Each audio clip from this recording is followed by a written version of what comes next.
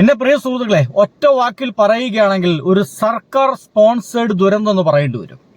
ഇപ്പൊ തന്നെ ടി സിദ്ദിഖ് അടക്കമുള്ള നമ്മുടെ മുഖ്യമന്ത്രി അടക്കമുള്ള ആളുകളൊക്കെ പറഞ്ഞു, ഇത് ഞങ്ങൾ അവരോട് പറഞ്ഞിരുന്നു, അവർ അനുസരിച്ചില്ല എന്ന്. നോക്കൊരു മുഖ്യമന്ത്രി ആവട്ടെ അല്ലെങ്കിൽ ഏതെങ്കിലും ജനപ്രതിനിധി ആവട്ടെ, അവർ പറയുന്നൊരു കാര്യം ഇവരുമായി ബന്ധപ്പെട്ട ചില ഓഫീസേഴ്സ് അനുസരിക്കുന്നില്ലെങ്കിൽ അവിടെ എന്താണ് നടക്കുന്നത്? ആ ചിരിയിൽ മുങ്ങി മയങ്ങി പോവുകയാണോ ഈ ഉദ്യോഗസ്ഥന്മാരെല്ലാം? ഇനി കണക്കുകളിലേക്കാണ്, കാര്യങ്ങളിലേക്കാണ്. ഇന്ന് അതിന്റെ ഉദ്യോഗസ്ഥന്മാര്, നമ്മുടെ ഇതുമായി ബന്ധപ്പെട്ട ഉദ്യോഗസ്ഥന്മാര് പറയുന്ന വാക്കുകളിൽ ഒന്ന് ഇങ്ങനെയാണ്, അത് നിങ്ങൾ കേൾക്കണം. This is the photo before happening that incident. Okay, you can see that. Is there a concrete injection that is gone into this? It's already nailed and shotcreted. Okay, and see the other picture you can see after the incident. Okay, so you're saying ഈ പിക്ചറിൽ incident നടന്നു കഴിഞ്ഞിട്ടുള്ള ആ same scenario ആണ്. ശരി, നോക്കൂ, ഇത് ആ ഒരു ടണലിന്റെ ഉദ്യോഗസ്ഥനാണ്. ആ ടണൽ വർക്ക് പുരോഗമിക്കുന്ന ഉദ്യോഗസ്ഥനാണ്. ഉദ്യോഗസ്ഥൻ കൃത്യമായിട്ട് പറയുന്നു, ഞങ്ങൾ കൂട്ടിയിട്ട മണ്ണല്ല, അതിന് മുകളിൽ നിന്ന് തന്നെയാണ്, അതായത് അവിടെയുള്ള മല തന്നെയാണ് ഇടിഞ്ഞു വന്നിട്ടുള്ളത്. ഇത് ഞങ്ങൾ ടണലുമായി ബന്ധപ്പെട്ട മണ്ണ് കൂട്ടിയിട്ടുണ്ടായതല്ല എന്ന് ഇദ്ദേഹം പറയുമ്പോൾ, എന്നാൽ അതേ സമയം തന്നെ ആ ടണല് നിന്ന് വർക്കിന്റെ ഭാഗമായിട്ട് കൂട്ടിയിട്ട മണ്ണാണ് ഇടിഞ്ഞു വന്നത്, മല ഇടിഞ്ഞിട്ടില്ല എന്ന് നമ്മുടെ ഗവൺമെന്റ് പറയുന്നു. അങ്ങനെയാണെങ്കിൽ ഇത് ഇദ്ദേഹം പറയുന്നതും അദ്ദേഹം പറയുന്നതും ഒരേപോലെ തന്നെ ശരിയാണ് എങ്കിൽ എന്തുകൊണ്ടാണ് അവിടെ മണ്ണ് കൂട്ടിയിട്ടത് ഇവരോട് മാറ്റുവാൻ വേണ്ടി പറയുകയും അതിനുവേണ്ടി കൃത്യമായിട്ടുള്ള ഇടപെടലുകൾ നടത്താതിരുന്നത് എന്നുള്ളതാണ് ഇവിടെ ഏറ്റവും ഗംഭീരമായ ചോദ്യം. ഞാൻ ഇന്നലെ വീഡിയോ ചെയ്തിരുന്നു. അതിന്റെ ഭാഗമായിട്ട് നമുക്ക് പറയാൻ കഴിയുന്ന ഒരു കാര്യം എന്ന് വെച്ച് കഴിഞ്ഞാൽ, ഇത് ഗവൺമെന്റിന്റെ കയ്യിൽ ഒരു ഗംഭീരമായിട്ടുള്ള വീഴ്ച സംഭവിച്ചിട്ടുണ്ട് എന്നുള്ളതാണ്. ഇതൊരു ബോംബ് എന്ന നിലക്ക്, ഒരു ഡെമോക്രസിന്റെ വാൾ എന്ന പോലെ നമ്മുടെ തലക്ക് മേലെ ഒരു വാളായിട്ട് നിൽക്കുകയാണെന്ന് ഈ സംവിധാനങ്ങൾക്ക് ആകെ അറിയാമായിരുന്നിട്ട് എന്ത് ചെയ്തു എന്ന് ചോദിക്കുമ്പോൾ ഉദ്യോഗസ്ഥർ പറയും, ഞങ്ങളാൽ നിക്ഷിപ്തമാക്കപ്പെട്ട കാര്യങ്ങളെല്ലാം ചെയ്തു എന്ന്. എങ്ങനെയാണ് നമ്മുടെ നാട്ടിന്റെ സംവിധാനത്തിൽ ഉദ്യോഗസ്ഥരും രാഷ്ട്രീയ നേതാക്കളും വ്യത്യാസപ്പെട്ടിരിക്കുന്നതെന്ന് വെച്ചാൽ, രാഷ്ട്രീയ നേതാക്കൾക്ക് ഈ കാര്യങ്ങൾ മുൻകൂട്ടി കണ്ട് ഉടനടി നടപടി, ആളുകൾക്ക് ദോഷകരമായിട്ടുള്ള കാര്യങ്ങൾ ഉണ്ടാകാതിരിക്കാൻ ഉടനടി നടപടിയെടുക്കാനുള്ള ആളുകളാണ് ഭരണത്തലപ്പത്തുള്ള ആളുകൾ. ഭരണപരമായിട്ടുള്ള പദവികളുള്ള രാഷ്ട്രീയക്കാരും അല്ലാതെ ഗ്രൗണ്ടിലുള്ള രാഷ്ട്രീയക്കാരും. അവർക്ക് ഈ ഉദ്യോഗസ്ഥരുടെ ഈ ചട്ടപ്പടി സംഗതികളൊന്നും അവർക്ക് വേണ്ട. അവർക്ക് ഇതൊരു പ്രശ്നമാണ്. ഇവിടെ ഇതിപ്പോ മാറ്റണം, അല്ലെങ്കിൽ മാറ്റാതിരിക്കണം, അല്ലെങ്കിൽ അവിടെ ഒരാളും ഒരു കണ്ടില്ലേ കൃത്യമായിട്ട് ഇദ്ദേഹം പറയുന്ന കാര്യം. ഈ ഗവൺമെന്റിന്റെ ഉദ്യോഗസ്ഥന്മാർ അവിടെ കെടുക്കട്ടെ, പക്ഷെ എന്തിനാണ് ജനപ്രതിനിധികൾ ഈ രാഷ്ട്രീയക്കാർ പറയുന്ന വാക്കിന്റെ അപ്പുറത്തേക്ക് ഒരു ഉദ്യോഗസ്ഥന്മാർ നിൽക്കില്ല എന്നുള്ളതാണ്. അപ്പോൾ അവിടെ കഴിഞ്ഞ എത്രയോ ദിവസങ്ങൾക്ക് മുമ്പ്, കഴിഞ്ഞൊരു 10 ദിവസങ്ങൾക്ക് മുമ്പ് ഇത് മാറ്റാൻ വേണ്ടി അവരോട് പറഞ്ഞിരുന്നു. അവരത് മാറ്റിയില്ല. അത് മാറ്റിയിട്ടില്ലെങ്കിൽ അത് കൃത്യമായിട്ട് മാറ്റണം എന്നുള്ളൊരു വാശി പിടിക്കേണ്ടത് ജനങ്ങളെ സ്നേഹിക്കുന്ന രാഷ്ട്രീയക്കാരാണ്. ഉദ്യോഗസ്ഥർക്ക് മാറി മാറി വരുന്ന ഈ രാഷ്ട്രീയ പാർട്ടിക്കാരോടൊന്നും വലിയ ഇഷ്ടം ഉണ്ടായിക്കൊള്ളുന്നില്ല. പക്ഷേ അവിടെ കൃത്യമായിട്ടും ജനങ്ങളോടൊരു പ്രതിബദ്ധതയുണ്ടെങ്കിൽ, ജനങ്ങളെ ജീവന് വില കൽപ്പിക്കുന്നുണ്ടെങ്കിൽ കൃത്യമായിട്ടും അത് മാറ്റാൻ വേണ്ടി നിർദ്ദേശം കൊടുക്കുകയും അത് വാശി പിടിച്ച് അത് മാറ്റുകയും, അത് മാറ്റാൻ കഴിയുന്നില്ലെങ്കിൽ അത്ര ഉദ്യോഗസ്ഥർക്കെതിരെ നടപടി എടുക്കേണ്ടത് നമ്മുടെ ഗവൺമെന്റ് ആയിരുന്നു. പക്ഷെ ഇതൊന്നും ചെയ്തില്ല എന്നാണ്. ഇതൊന്നും ചെയ്തിട്ടില്ല. ഒരു പൂച്ചക്കുട്ടി പോലും അതിനകത്ത് പെടാതിരിക്കാനും വിധം ആളുകൾ മാറ്റണം. ഇത് മനുഷ്യർ ചിന്തിക്കില്ലേ? വയനാട് ദുരന്തത്തിന്റെ ചരിത്രം നമ്മുടെ മുന്നിലുള്ളതാണ്. അപ്പൊ ഇങ്ങനെ ഒരു പ്രശ്നം ഉണ്ടാകാൻ പാടുണ്ടോ? ഏതൊക്കെയോ സംസ്ഥാനങ്ങളിൽ ഏതൊക്കെയോ അമ്മമാര് കുട്ടികളെ ഓർത്ത് കരയേണ്ടുന്ന 19 വയസ്സിലൊരു കുട്ടിക്ക് വേണ്ടിയിട്ട് ഇങ്ങനെ അലറിക്കരയേണ്ടുന്ന, ജീവിതം കരുപിടിപ്പിക്കാനും കുടുംബത്തെ നോക്കാനുമായിട്ട് മറ്റൊരു അന്യദേശത്തേക്ക് പോയ ഒരാളെ നമ്മുടെ നാട്ടിൽ ഇങ്ങനെ മണ്ണിനടിയിൽ മരിച്ചു കിടക്കുന്ന അവസ്ഥയിലേക്ക് കൊണ്ടുപോകേണ്ട കാര്യം ഉണ്ടായിരുന്നോ? ഇവരാലോചിക്കട്ടെ. ഈ കളക്ടർ ഈ മഹാദുരന്തമാണ്. എന്തായാലും ഇന്ന് രാഷ്ട്രീയ വർത്തമാനമാണ് പറയുന്ന ചില ആളുകൾക്ക് തോന്നിയേക്കാം. പക്ഷെ ഈ നിമിഷത്തിൽ ചിലപ്പോൾ രാഷ്ട്രീയ വർത്തമാനം പറയേണ്ടി വരും. നമ്മുടെ ഗവൺമെന്റ് വന്നിട്ട് എന്തിനൊക്കെ വേണ്ടിയിട്ടാണ് ഇവർ ധൃതി പിടിച്ചത്? ഈ ജനങ്ങളെ ജീവനും സ്വത്തിനും അത് സംരക്ഷിക്കാൻ വേണ്ടിയിട്ടുള്ള ധൃതി, ഒരു വേഗത ഇവർക്കുണ്ടായിരുന്നെങ്കിലെന്ന് ഇപ്പോൾ ആശിച്ചു പോകുന്നു.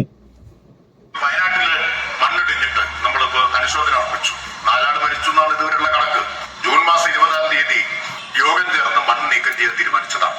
17 ദിവസം കിട്ടി. സർക്കാർ എടുത്ത തീരുമാനം സർക്കാരിന് നടപ്പാക്കാൻ പറ്റിയിട്ടില്ല. ആ മണ്ണിടിഞ്ഞ് വീണിട്ടാണ് ആള് മരിച്ചത്. 17 ദിവസമായിട്ട് ഒന്നും ചെയ്തില്ല. പക്ഷെ പെക്കാടിക്കുള്ള ഫയൽ വരാൻ 3 ദിവസം എടുത്തുള്ളൂ. 3 ദിവസം എടുത്തുള്ളൂ.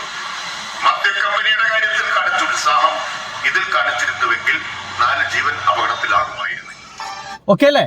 മദ്യക്കമ്പനിയുടെ കാര്യത്തിൽ കാണിച്ച ഉത്സാഹം ഈ വയനാട്ടിലത്തെ ഇതെല്ലാം മാറ്റുന്നതിൽ കാണിച്ചിരുന്നുവെങ്കിൽ ഈ ഒരു അപകടം അവിടെ ഉണ്ടാകുമായിരുന്നില്ല എന്ന് കൃത്യമായിട്ടും അവിടെ പറയുന്നു. നോക്കൂ, വയനാട് മേപ്പാടി കള്ളാടി ദുരന്തപാത നിർമ്മാണ മേഖലയുണ്ടായ മണ്ണിടിച്ചിൽ ദുരന്തം. സത്യം പറഞ്ഞു കഴിഞ്ഞാൽ ഇത് ഇപ്പൊ UDF സർക്കാരിന്റെ അതിന്റെ തലപ്പത്തിരിക്കുന്ന കുറ്റകരമായ അനാസ്ഥയാണ്, പരിപൂർണ പരാജയം. ഇവർക്ക് ഇതൊന്നും നോക്കാൻ സമയമില്ല എന്നർത്ഥം. ഉത്തരവിട്ടിരിക്കുന്നു, ശരിയാണ്, അവിടുത്തെ മണ്ണ് മാറ്റാൻ വേണ്ടി ഇവർ ഉത്തരവിട്ടു, 100% ശരിയാണ്, ഉത്തരവിട്ടിട്ടുണ്ട്.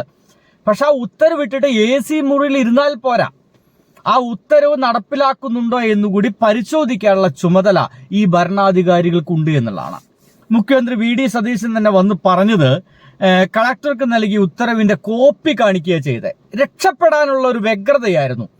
അല്ലാതെ സംഭവിച്ചു, ഇനി എന്താണ് അടുത്തത് എന്ന് ചിന്തിക്കുകയും അവിടെ രക്ഷാപ്രവർത്തനത്തിന് നേതൃത്വം നൽകുകയും അവർക്ക് ആശ്വാസ വാക്കുകൾ പറയുന്നതിന് പകരമായിട്ട് ഇദ്ദേഹം രക്ഷപ്പെടാൻ വേണ്ടിയിട്ടുള്ള കടലാസുകൾ എടുത്ത് പൊന്തിച്ചു കാണിക്കുകയായിരുന്നു. ഇവിടെയാണ് പിണറായി വിജയനും VD സതീശനും ഒക്കെ അടക്കമുള്ള ആളുകളൊക്കെ പ്രത്യേകതകൾ.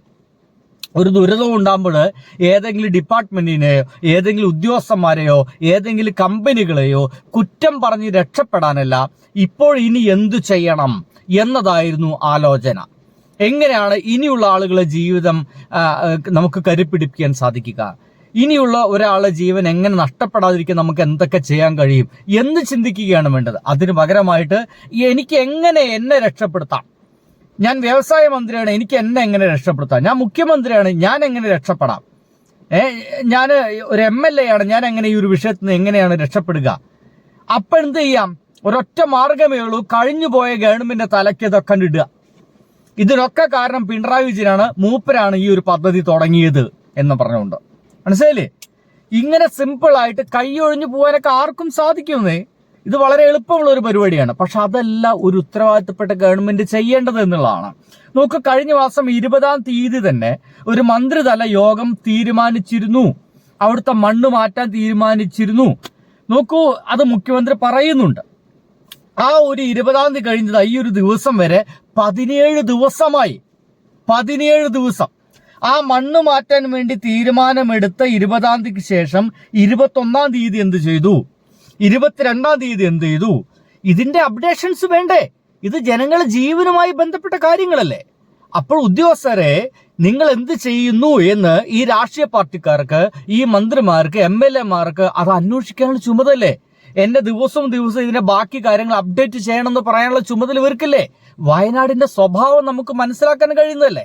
എന്നിട്ട് ഇതൊന്നും ചെയ്യാതെ എന്തുകൊണ്ടാണ് ഇവരിങ്ങനെ കീശ വീർപ്പിക്കാൻ വേണ്ടി നടക്കുന്നത് എന്നുള്ളതാണ് ഇപ്പോൾ ജനങ്ങളൊക്കെ ചോദിക്കുന്നത്. എന്തായാലും മണ്ണ് അവിടെ തന്നെ മാറ്റിയില്ല എന്ന് മാത്രമല്ല, അതിന്റെ ഭാഗമായിട്ട് ഇപ്പോൾ ഒരു വലിയ ദുരന്തം ഉണ്ടായി എന്ന് ഇവർ തന്നെ സമ്മതിക്കുന്നു.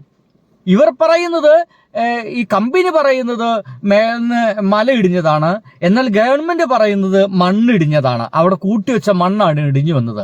അങ്ങനെയാണെങ്കിൽ ഇവർ തന്നെ സമ്മതിക്കുകയാണ് ഇത് ഞങ്ങളുടെ ഗവൺമെന്റിന്റെ പരാജയമാണ് എന്ന്, അല്ലേ? അങ്ങനെയല്ല അതിനെ വായിച്ചെടുക്കേണ്ടത്.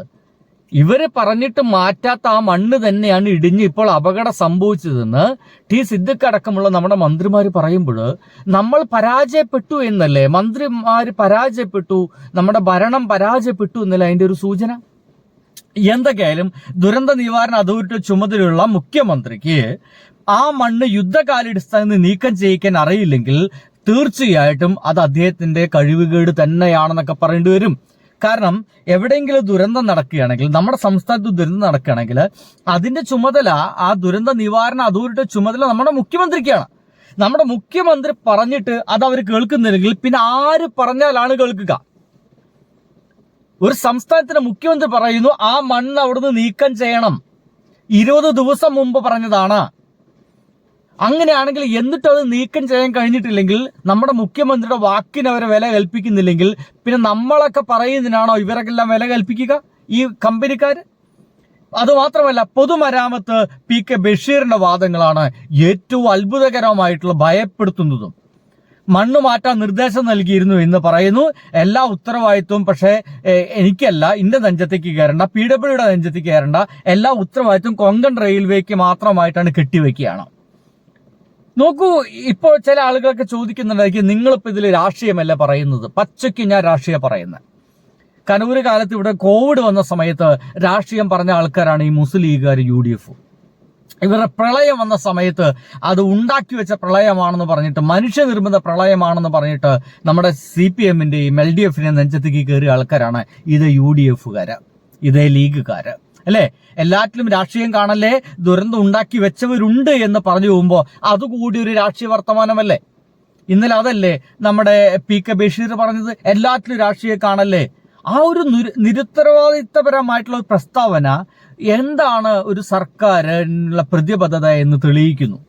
ഇനി മറ്റൊരു മന്ത്രിയായിട്ടുള്ള T സിദ്ദിഖ് കൃത്യമായിട്ട് പറയുന്നുണ്ട്, പലവട്ടം ആവശ്യപ്പെട്ട് അവരോടൊന്ന് മാറ്റാൻ, പക്ഷെ അവരത് മാറ്റിയില്ല. പലവട്ടം ആവശ്യപ്പെട്ടു അത്രേ. അപ്പൊ അദ്ദേഹം അടക്കമുള്ള ആളുകളുടെ വാക്കുകൾക്ക് ഒരു വിലയുമില്ലേ. ആ സ്ഥാനത്താണ് പിണറായി വിജയൻ ഒറ്റ വാക്കിന് മണിക്കൂറുകൾക്കുള്ളിൽ ഒരു പക്ഷേ അവിടെ മണ്ണ് നീക്കം ചെയ്തേനെ എന്നൊക്കെ ഇപ്പോൾ ആളുകളൊക്കെ പറയുന്നത്. അദ്ദേഹം ഉണ്ടായിരുന്നെങ്കിൽ. ശരി, ദുരന്ത സ്ഥലത്ത് 225 mm ആണ് അതിതീവ്ര മഴ പെയ്തത്. എന്നിട്ടും ദുരന്ത നിവാരണ വകുപ്പ് യെല്ലോ അലർട്ട് മാത്രമാണ് പ്രഖ്യാപിച്ചത് എന്നുകൂടി മനസ്സിലാക്കണം. ഒടുവിൽ ദുരന്തം സംഭവിച്ച ശേഷം മാത്രമാണ് അവിടെ ഒരു റെഡ് അലർട്ട് വന്നത്. ഇന്ന് അതേസമയം തന്നെ PWയുടെ സെക്രട്ടറി ആയിട്ടുള്ള ആദിൽ അബ്ദുള്ള IAS പറയുന്നത് മന്ത്രിമാരുടെ വാദങ്ങൾ തിരിച്ചും വിരുദ്ധമായിട്ടാണ്. മണ്ണെടുപ്പിക്കാൻ നിന്നിരുന്നെങ്കിൽ പണിക്കാർ കൂടി അവിടെ മരണപ്പെട്ടേനെ, അതിന് മണ്ണെടുക്കണ്ട എന്നാ പറഞ്ഞത്. തൊട്ടടുത്തുള്ള ആളുകളൊക്കെ വീടുകളൊക്കെ മാറി താമസിക്കാൻ വേണ്ടിയുള്ള നിർദ്ദേശമാണ് കൊടുക്കാൻ വേണ്ടി പറഞ്ഞതെന്ന് നമ്മുടെ ആദില IASഉം പറയുന്നു. നമ്മൾ ആരെയാണ് വിശ്വസിക്കേണ്ടത്? നമ്മൾ എന്തിനാണ് വിശ്വസിക്കുന്നത്?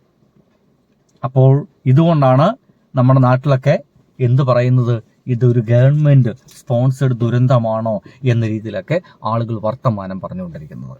ഈ നിമിഷത്തിൽ രാഷ്ട്രീയം പറയരുത് എന്നൊക്കെ വിചാരിക്കും, പക്ഷേ അത്രയേറെ വൃത്തികെട്ട രാഷ്ട്രീയം തന്നെ ഈ ദുരന്തം നടന്ന നിമിഷങ്ങളിൽ ഇവർ പറഞ്ഞു കഴിഞ്ഞു എന്നാണ്.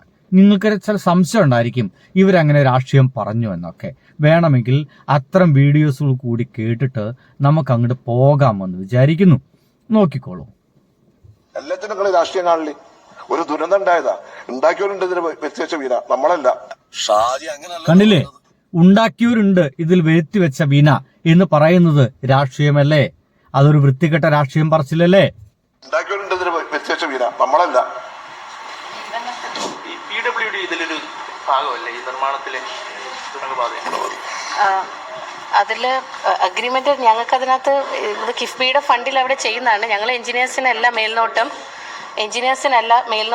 പക്ഷെ ഞങ്ങൾ ശക്തമായ മീറ്റിങ്ങിനകത്ത്, സാറ് വിട്ട മീറ്റിങ്ങിനകത്ത് പറഞ്ഞതിന്റെ അടിസ്ഥാനത്തിൽ ഒരു ജോലിക്കാരും അവിടെ മണ്ണിന്റെ എങ്ങനെയുണ്ട് ഇതാ അടുത്ത സർക്കാരിന്റെ അവസാന കാലത്ത് നോക്കൂ, ഒരു ദുരന്തം സംഭവിച്ച ആ നിമിഷത്തില് UDFന്റെ ആൾക്കാർ മുഴുവൻ ഈ വിഷയം രാഷ്ട്രീയപരമായിട്ട് മാത്രമാണ് നോക്കുന്നത്. അങ്ങനെയാണെങ്കിൽ നമുക്കിതിനെ രാഷ്ട്രീയപരമായിട്ടും തന്നെ നോക്കാമെന്നുള്ളതാണ്. ബൈ.